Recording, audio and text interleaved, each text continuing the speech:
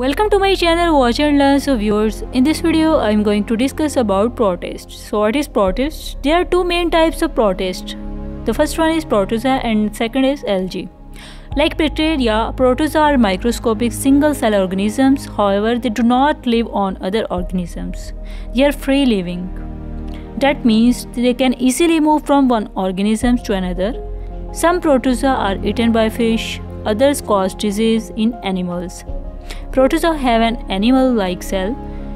One type of protozoa is the amoeba. Amoeba live in water, among rotting food, and in humans.